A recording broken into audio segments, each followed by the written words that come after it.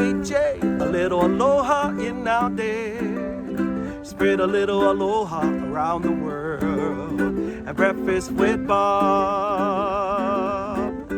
Thank you, Poncho Man. Welcome back to Breakfast with Bob, our Not Quite Kona edition. We are brought to you by Master Spas. As fuels go longer, Hoka Let's Fly, DeBoom Wetsuits, Premium Plus Sports, and of course, our Challenged Athletes Foundation in our first 30 years. We've now raised over $178 million, sent out over 48,000 grants to challenged athletes in all 50 states, 73 countries, 105 different sports, and really one of the first events outside of our San Diego Triathlon Challenge that CAF was involved with was the Wildflower Triathlon. And joining us now, who's been with Wildflower, her dad and mom started Wildflower, Colleen Bousman, who is Wildflower went from 1983 to 2019 for our viewers who are not familiar with Wildflower. When you talked about epic races in the world, there was Ironman, there was Challenge Roth, there was Wildflower. It was one of the top 5 races in the world, I guess. Colleen, how are you? I'm wonderful. Thanks for having me. No problem. So, Colleen, what are your first memories of Wildflower? It's funny because when people say, oh, so how long have you been involved with Wildflower? Well, my father drugged me out there at 10 years old, dropped me off at a course monitor station. It was raining. He came back around afterwards when he realized he stuck his 10-year-old daughter out in the rain, and he brought me a trash bag to cover myself up while I was in the rain. And so I was at that course monitor station for the entire day. And when I did finally make it back in, we were there to see the finishers, and the 2 finishers were finishing in opposite directions because all the course markings had actually fallen off the road. So it was quite a year. The fact that we had a Wildflower second year was pretty impressive. I remember that. I think it was Dean Harper and Mark Montgomery coming from opposite directions, and Yes. and Terry, being the guy who totally understands how to take care of athletes, said, okay, prize money goes to both of you guys, right? Both of you guys get taken care of. So that, I think one of the things that made Wildflower so special, Wildflower never had the most gigantic prize purse in the world, but what you guys did so well, and why the athletes, the best fields always came there, was because athletes were treated so well. You had a tent for food, for breakfast, lunch, and dinner. You had, everybody was taken care of with a place to stay, with a welcome basket. There was something, was that something from the very beginning that your dad stressed? We've got to make sure this commodity, these pros, are taken care of. I think he had a passion for the pros. I mean, that early on, the pros weren't making any money. I mean, he saw that a lot of the pros were literally coming and didn't know where their meal was coming from that night and stuff like that. So when they walked in, they were kind of family. He knew them all personally.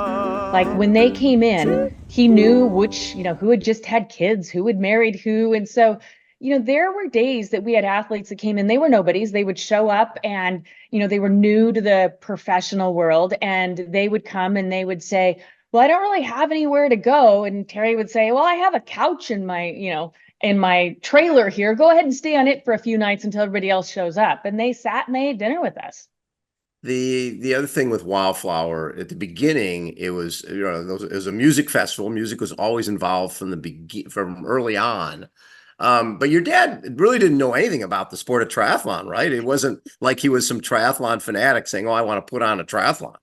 No. Sally from Fleet Feet kind of was, and Scott Tinley a little bit, we're telling him a little bit about the sport of triathlon. It was a bluegrass festival, and it was started to bring people to Lake San Antonio. He was the marketing director at the time for Lake San Antonio and all of the Monterey County parks. And so they wanted to try, it was kind of the Memorial Day to Labor Day was the big push. And they were trying to get people there earlier.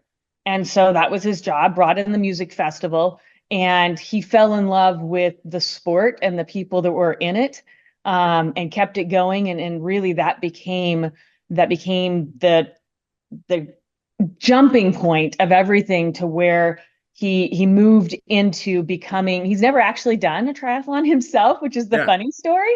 Yeah. But he likes everything that it embodies. So when I look at the innovations, most races you went to and you went home. And this was one of those things where it became Woodstock. people would show up on, eventually people were starting to show up on Tuesday and Wednesday race week, and they would come from all over the country, and they bring their motorhomes and bring their families and be there the whole time. There was music, there was an expo, obviously the racing. Do you think was there a point where you were up like 6,000-7,000 participants? Yeah, our largest that we had was about 7,800. Wow. And that was racers. That wasn't, I mean, that was, you're registering about 9,000 to get 7,800 at the start line.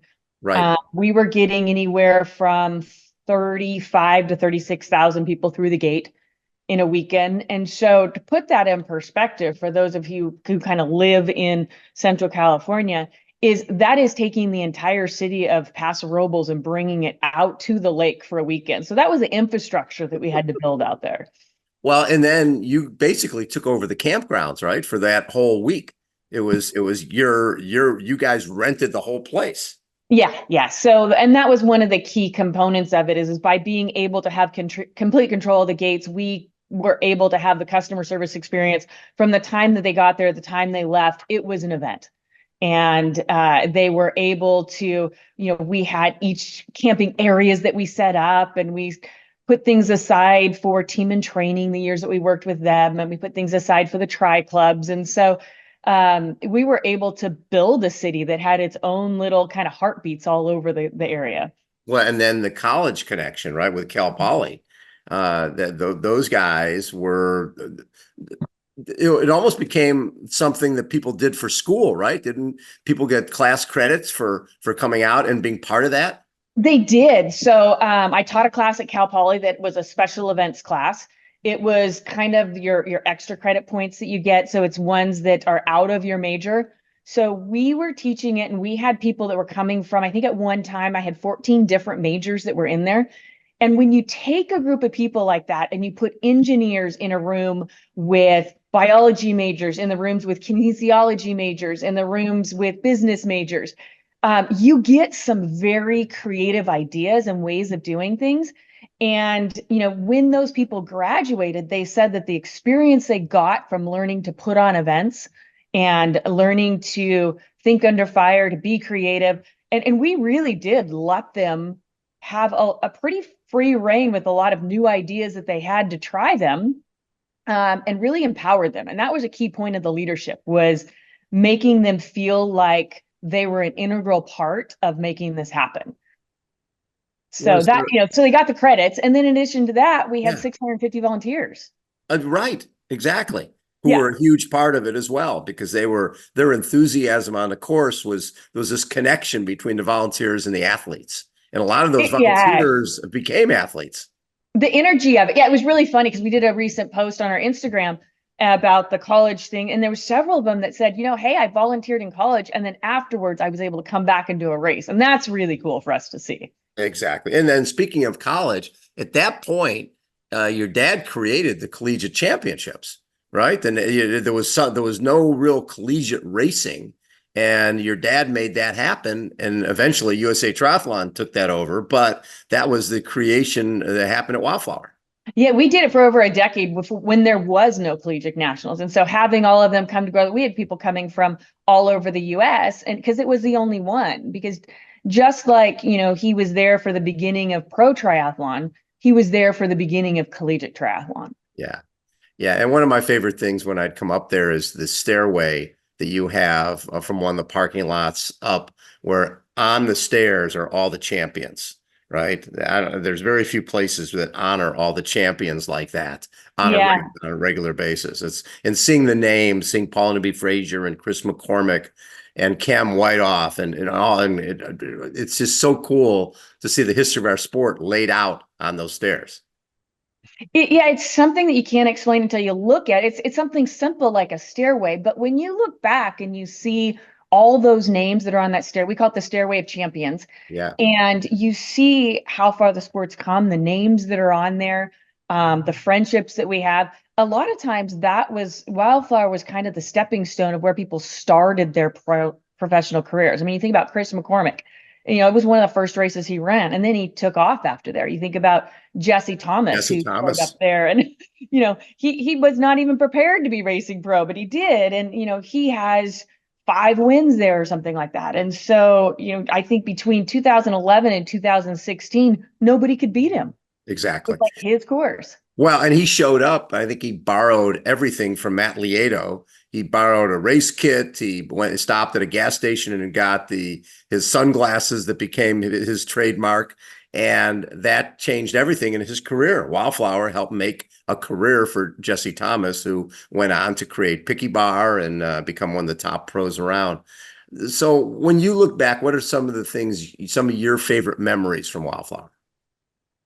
They're all over the world. People talk about, Lynch Hill and Nasty Grade and the pit and everything. And it is one of the most brutal races, but I think the accomplishment that people felt like, hey, I did that and I was able to do it. But then it's the simple things for me. It's the Energizer Bunny that we had that was so unique that became known. I mean, Paul was 80 years old and he's out there banging a drum for 5 hours so that he could do the Energizer Bunny thing. Or, like us at the 80s party when triathlon is something that the sport needed to evolve and it needed to be able to keep going. And so when we turned it into a festival, it's like, how do we keep something new and different and fun? And something for us, it was always about how do you get families to come rather than individuals to come and just race and leave their families at home. And it can be a pretty sport that you're alone a lot and your families are alone a lot. And so for me, I remember sitting at the finish line, we're doing the pro meeting and everybody's in the grandstands and stuff like that. And we had the kids race and they always said, okay, well, we want to make sure that there's a good time for the kids race, that people get to see it happen. And the kids race is literally, there was 4-year-olds going down that finish chute. And so we're doing the pro race. And I said, everybody, pro race, we're going to stop the pro race or the pro meeting right now. And we're going to do the kids race. And the pros, I would like you to cheer on what could be a potential pro later on in life. And those pros all stood up and hooting and hollered for we had 150 kids that kind of went across the finish line. And those kids felt like they were the stars of the party and they were so happy. But then the pros loved it. I think I loved that part of it because the pros came and they raced, but then they watched on Sunday. Yes. And they were just amongst the crowds of everybody and they loved it. And I think they liked being able to let down from the racing mode into relaxing and enjoy mode. So, there's those things. There's the rain year that we had, and it was an absolute mess. But those who went there were like, gosh, I survived the rain year. So I look at that. The last finisher, we have a tradition where the entire committee comes and we run the last finisher through the finish chute. And so you see this huge crowd of like 40 people coming down Lynch Hill with an athlete, and they come across the finish line. And I remember one of the gals turned to us and said, I think I'm just going to try and be the last athlete next year because this is the greatest experience of my life. It's so much more fun. Yeah. And so there's all of those things, Sean English and having him announce with Whit Raymond and Julie Moss and their banter back and forth to each other and, them calling people across the finish line. They never just said a name. They sat in those trailers and they studied each of those athletes and they had these big boards that they did and they knew when they won, where they won, who had just had a baby, who had been at the race 20 plus years. Those are the sort of things for me, like it was all I knew. I've been doing it since I was 10 years old. And seeing people, I can remember taking you, it's always your birthday weekend. And we take we take you balloons every year because it's like, oh, it's your birthday. We're going to celebrate Bob's birthday this year. So that's what made it so special. So in 2014, that was like the first year with the water level, right? And the water level in the lake. And that was a problem. And then after 2015, they closed Lake San Antonio. They had to cancel in 17, 19, and 20 because of COVID. So just the sporadic of, is it going to happen? Is it not going to happen? How did that affect you and your family? It's really interesting because, people have wondered, Like, where'd they go? Is it going to come back? At first, I am the center of optimism. My dad has always brought me up to be the glass is half full sort of person. And, prior to the time of the drought, it was only in 1991 that we'd ever have an issue. We'd always been able, no matter of rain years or not rain years and all those sort of things, we were able to hold the race. And so we honestly believed that we were always going to be able to hold the race. We would never have to cancel. And we forced the issue for 2 years where we had to go to Harris Creek with low waters and stuff like that, and lost over 6 digits of money each year that we did that, but kept putting in, Terry took a second mortgage on his house. Like, we did whatever it took to make it happen, because we believed in the event and we believed it needed to be there and there's a place for the sport. Well, then when COVID happened, I don't think a lot of people understood, but with COVID in the event industry, it just ended. There was no support for any event industry stuff. And it's the first thing to go and the last thing that came back. Most of the event industry is independent contractors. So there was no stimulus package or anything for us. And we knew nothing else. I had been doing this since, I came right out of college and did some other stuff for other companies just to get my feet wet a little bit more and learn a bit more in marketing side of things, and came into it. But Wildflower was something I lived and dreamed. And we did about 9 events over the years. And so the event world with the Nike Women's Marathon and Giant Race and stuff like that was where my heart and soul was. And so when COVID happened, I wasn't able to do that anymore. And we had no income. We had no way of doing it. I wanted to protect the business. And so we shut down anything that would cost the business anything. And I got another job. I went to work for my husband's construction company. In that happening, Terry decided, well, I guess this means I'm put into retirement. So I guess I'm going to spend some time on the golf course, which was great for him. But for me, it ended up really, for the first time in a long time, that my body and my mind, my physical and mental state had been taking out a fight or flight mode. I'm an adrenaline junkie. I've been doing this for a long time, and realized that maybe had caused a little bit of damage as far as when all of this happened and I didn't know what to do or where I was going or where I was. And people kept asking, when's Wildflower coming back? When's Wildflower coming back? I didn't have an answer anymore. Right. And integrity has always been so important to Dad and I in the industry. And so here I was sitting, no job, autoimmune disorder. Caught COVID 4 times. So I had long COVID and I had a heart condition. Oh my God. And then, realized that I had never really handled the death of my brother, who happened, it happened in January, right before his graduation from Westmont College. And Dad and Betsy couldn't get through that. How should they? How can you lose a child and make it through something like that? And I had the ability to be what they needed, to be their emotional, their physical, their support, planned his funeral, worked on doing all of that. And all of these things during the time that I was home for COVID and dealing with the possible loss of never having Wildflower again was a lot. Yeah. And so I had no answer for it. And so I had no hope. And I needed to be able to get hope again and find my way through all of those things, be there for my kids, my sons in high school. My daughter was getting ready to go off to college, and I had missed a lot of things in their life. And I got to be there for that. But then they've also had great things in their life. I mean, I look back at 2018, and that's what I compare that I want to bring Wildflower back to. In 2018, the park had not a single employee that was there to help us do anything there. Because the park wasn't open, right? Before the park was open, people would be water skiing, all sorts of things like that. And you guys would come in and rent out that weekend.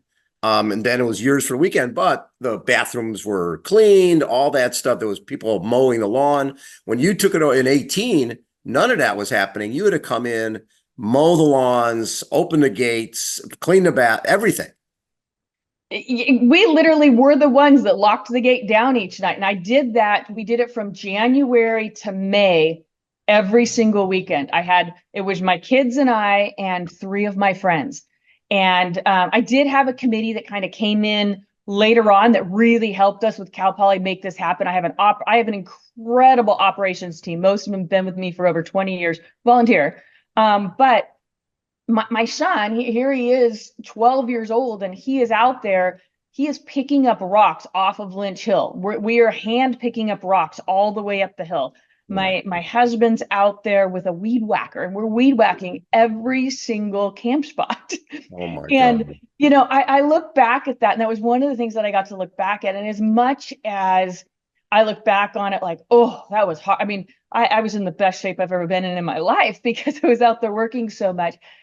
But some of those times that are toughest in your life, Yeah. you look back on with the greatest satisfaction. Like when I sat down on Sunday night after that Wildflower, because at the time we were owned by Motive, and you know, they said, you're never going to get to, they said, what's your goal? I said 5,000. They said, you're never going to get there. I said, I will be there. This stubborn Italian girl is gonna get to 5,000. And at Wildflower Weekend, we ended up with 5,096 athletes. And so I sat there on Sunday night, and we sat around a campfire, and there's probably 300 to 400 people that had stayed over that night, whether they were athletes or staff or volunteers or what they were. And we're all sitting around campfires and we're barbecuing.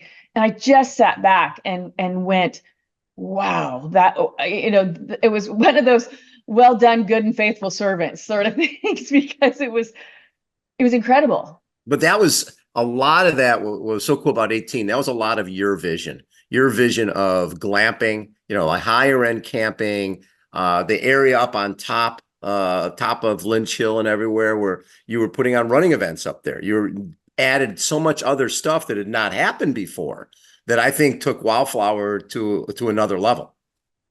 It did. It'd been some of the stuff in the back of my mind that I was given the permission to make the vision what you want. Yeah. And it was the Redondo Vista area, and there was just so much energy up there. And we had heard from the athletes that, you know, we knew how hard it was to get up and down Lynch Hill. And, you know, when you grow that big, you're going to have some downfall and some great things. You're going to be able to provide a great event, but you're going to have some things that are going to make it a little bit harder on athletes. Mm-hmm. And so I wanted to have a venue up there that was as much energy as the day venue down at Lynch area. And so everybody felt a part of everything. So we added a 5K, 10K race up top. And I also wanted something for the people who weren't triathletes. You know, I wanted somebody to be able to bring their husband, their wife, their kid, and them not just be cheering on, them to be a part of the event and race and walk home with the medal as well. Right. Yeah, that was really cool. And I thought the high-end camping, because that was a lot of people like, I don't camp. Well, that was beyond camping. That was very cool. Yeah, I mean, you take it, the fact that Wildflower has made it is really astonishing. And like you put this in any sort of business setting, if you were to give this to a college and say, write a business plan for this, it wouldn't happen. I mean, No. The event is 45 minutes from anywhere. You have triathletes who average income, most of them well over $100,000. And you're telling them to camp for a weekend when they're going to have one of the toughest races of their life. So none of it, when you put it together, makes business sense. But so that's when I was like, okay, well, if camping is a hurdle for some of these people, I still feel we have the best place for people to be to enjoy the weekend. Right. It's different for you stay in a hotel compared to staying out there. It's just a different experience. And I wanted to offer up something else. I took examples from Coachella and all these other events that I went to, and I brought them into the Wildflower event. That's what I liked about the event, the sporting industry, is you can take a lot of your learnings from the sporting industry, but I went to entertainment. I went to other sports. I used to go visit football games, baseball games, hockey games, soccer games. I used to go to bluegrass festivals. I went to, all kinds. I went to yoga retreats. I went to all this stuff, and I took the little things I learned from each of those and put them into this one experience. The one event that I equate to Wildflower, when I went to Challenge Roth for the first time, we're talking, there's 14 hotel rooms in the city right? There's not hotels, 14 rooms. And they've got 250,000 spectators and, all these athletes participating. And the big draw is that it's Challenge Roth. It's something special. And Wildflower is very similar to that because nobody is there. Everybody has to come there. And if you think about our world of endurance sports, the businesses that make money, it's heads and beds. It's cities paying for events to come there because they're going to fill up hotels for Ironman, for rock and roll, for all these other events. And you guys don't have that, right? You got people coming, but they're coming to camp. And yes, Paso Robles and places like that are going to do well with their hotel biz, but it's not like they've got a ton of hotels anyways. No, and huge respect for Challenge Roth. I mean, it's when I looked at the other races that I really enjoyed and respected and stuff like that, they were right up there. In the things that we do there. And we brought a complete city into there. And I think they still got, like, the city still got their bed taxes and stuff like that, because not only do we have Wildflower, but a lot of times we had training weekends leading up to Wildflower. Yes. Yep. Where the tri clubs would come up and they would be bigger than most events in California. Yes. I would have, the Leukemia Team and Training Society, one weekend they brought 450 people. And I was like, oh, I didn't expect to have a whole event happening 3 weeks before this other event. But, for me, people say, why do you do this? And what is your passion behind the races and stuff like that? And for me, it's always been about connecting people. And I've always tried to make sure that focus stays in everything that I do. And it's connecting people, everything from when you're in college and I'm connecting a college student with another college student because they're needing to find their clan in college, to the pro athletes, connecting them with sponsors. I mean, Chris McCormack got his Jamba Juice sponsor at Wildflower at a party that we threw there. And it's, so those stories, one of the things that I always did that I'm so thankful I did, but we had a program that we put out every single year before the digital age, before it was a written program that when you walked in the gate, it was a full magazine. And there was feature stories in there. And I always said, no matter what, I want to write those feature stories. And my staff kept coming to me and saying, Colleen, you can't do this to yourself. It's right at the end, you're writing these feature stories and it's too much. It's taking too much out of you. And I said, no, I don't want to lose sight at why I'm doing this. And so one year, I actually took all of those stories and put them in a book. And I have a book of 10 years of feature stories. And there's some of those people that I'm still in contact with. Yep. We say some negative things about social media, but the great things is you can still see what's happening in those people's lives. And when you have a medical incident, for instance, that happens at Wildflower, you will be forever connected to that person because you were there for them at a time in their life when there was some of them, we didn't know if they were going to live. And I'm by this person's side holding their hand. And so I will forever be connected to that person. And, some of those relationships that we had, this was the hardest thing on me during COVID when I didn't know if I was going to be able to do Wildflower. I was so scared I wasn't going to see all these people that I connected with because they're all over the country. Family. Yeah. And we would come in and we'd fly in for the weekend. We'd see each other. And it was as if we'd never been away from each other. Right. So is a plan to try to bring Wildflower back? So I have an application in for a weekend in May for 2025. I'm working with the county to work on the details of that.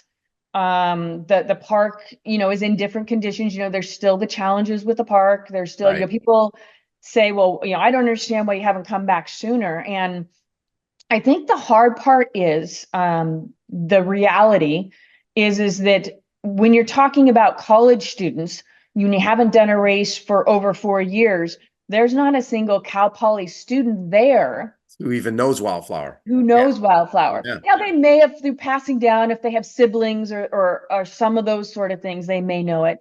But so you're developing that relationship all over again with people who don't even know what they're in for.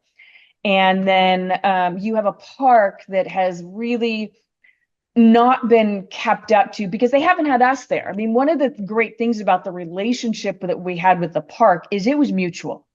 We helped them get their park ready. Right. And we were able to raise funds. When people talk about it was so expensive to get through the gate, those gate funds were going back to keep the roads inside in good conditions, the campgrounds, getting extra electrical put in. A lot of those fees are going to park improvement that you can't get through a government budget.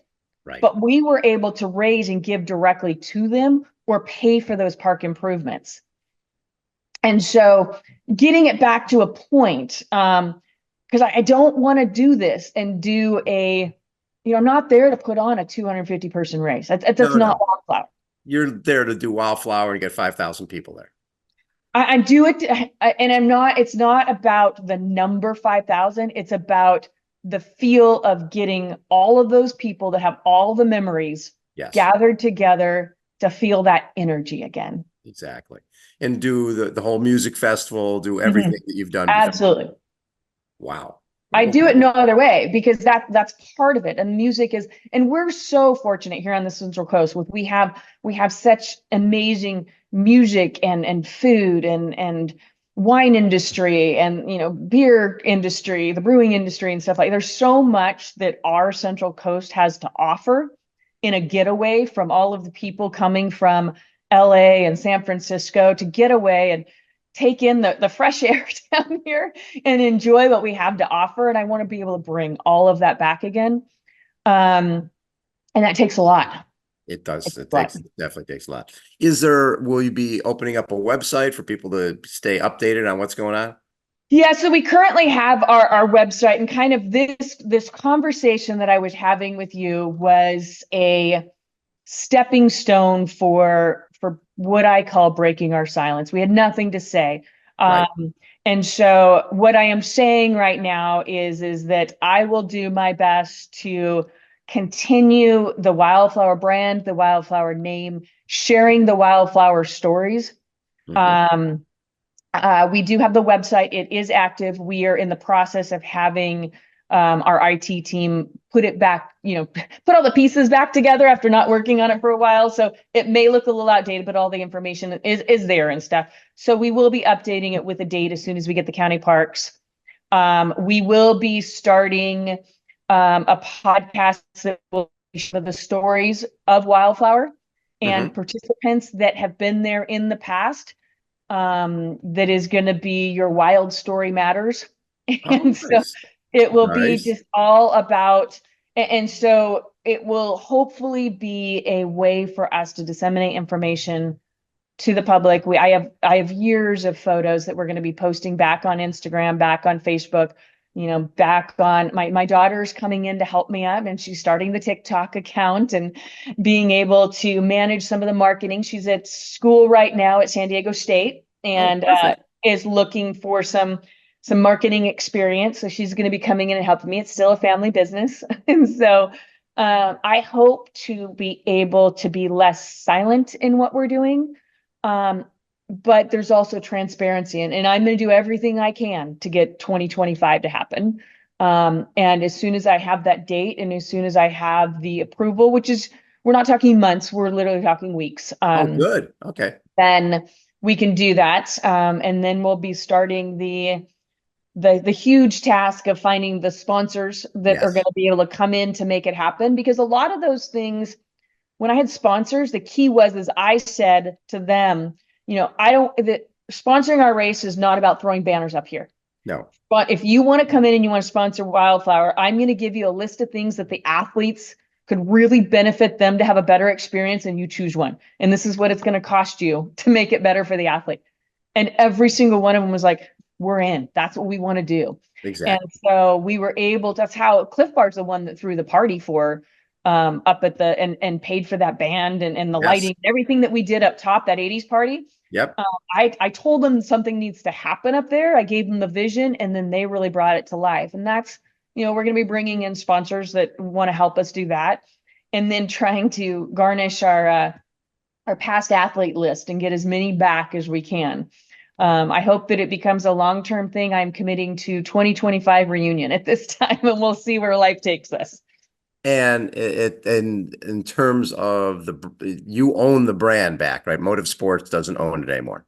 No, they don't. There was another six figures that it cost to get that back. But Nothing is cheap. Yes. no, nothing is cheap. But the day that I got that trademark and that I was able to go out to the lake with my husband and drive around and say it's ours again, Right. a cancellation happened that we didn't agree with, and I said that I will never have that happen again. That's not to say that we may not partner with somebody in the future that we trust. That can continue to help grow it as a brand as a whole. I mean, when we originally talked to them, the idea is to be able to bring this to the East Coast as well and to other countries. And we thought that it was a cool concept and we wanted to be a part of making that happen. And it did, for whatever reasons, it didn't, the company itself wasn't able to bring a lot of the visions to life. So, Right. But you can. I love it. Yeah, that's the hope.